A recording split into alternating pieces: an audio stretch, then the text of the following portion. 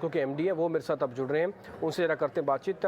Mister भाई, पहले तो बहुत बहुत शुक्रिया आप जो समय दे रहे हैं 18 स्वदेश को। अच्छा लग रहा है आपसे बातचीत करके। सर, मेरा पहला क्वेश्चन, क्योंकि आप सीधा सीधा एल्यूमिनियम से जुड़ी हुई कंपनी है और अगर आप प्राइस के हिसाब से देखें तो सबसे वॉलेटाइल, सबसे तेज़ी से बढ़ने वाली कमोडिटी जो थी वो एल्यूमिनियम ही थी।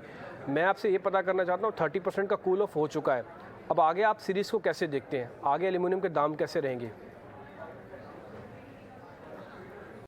ये तो सही बात है। इसलिए मैं कहना चाहता हूं कि जो मार्च में हुआ था वो यूक्रेन वॉर के लिए कुछ एल्यूमिनियम का स्पाइक हुआ था। बट अगर आप एवरेज मार्च Q4 क्वार्टर का अगर आप एलएमई देखें वो 3200 था और हमारी उम्मीद है कि Q1 में उसका एवरेज अराउंड 3000 होगा। सो लॉन्ग टर्म अभी इस ईयर का हमारा उम्मीद है कि एलएमई विल बी अराउंड $3000 पर ton on an average. Sir, करीब 17.5-17% के आसपास का भी मार्जिन्स है। अगर मैं सिर्फ मार्जिन्स के ही बेसिस पे पूछूं, no profits, no revenue, nothing, मैं सिर्फ मार्जिन्स के बेसिस पे पूछूं, तो आने वाले क्वार्टर्स आप कैसे देखते हैं? ये प्रेशर रहेगा या फिर प्रेशर ईज होगा, यानी कि प्रेशर खत्म होगा? हाँ, ये सही बात है कि कॉस्ट इन्फ्लेशन अभी काफी बड़ा प्रॉब्लम हो गया है और कॉस्ट इन्फ्लेशन में हमारे एल्यूमिनियम बिजनेस में सबसे इम्पोर्टेंट कॉस्ट वो कोयला का है। तो availability of coal and cost of coal हमारे लिए सबसे बड़ा कंसर्न है।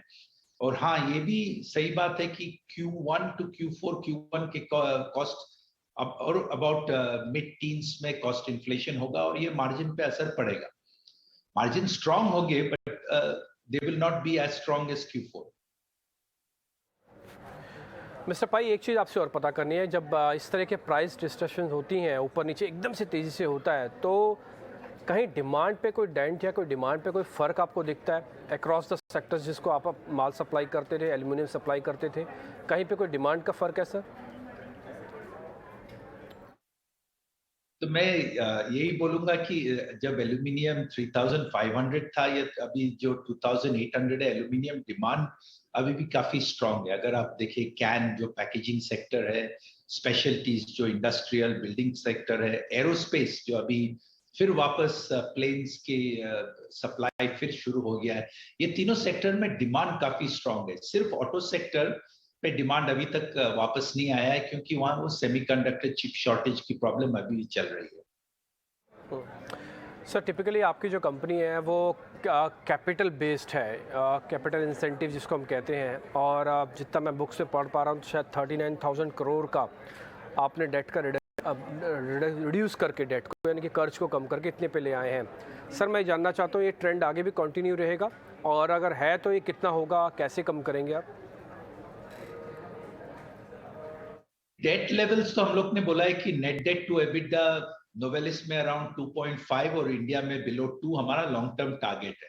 अभी इंडिया पे अभी 0.42 चल रहा है और नोवेलिस का बिलो 2 है। तो लॉन्ग टर्म हमारा अभी नोवेलिस में और खास डेट रिपेमेंट का कोई प्लान नहीं है। वहां का जो कैश है वो ऑर्गेनिक कैपेक्स में जाएगा। इंडिया में अबाउट 8,500 करोड़ डेट रिपेमेंट का प्लान FY23 में है। मिस्टर भाई, बहुत बहुत शुक्रिया, थैंक यू वेरी मच। हमारी शुभकामनाएं भी हैं कि आपका कारोबार अच्छे से बढ़े, मार्जिन आप अच्छे से मेंटेन करें, और जो ये तेज़ उतार चढ़ाव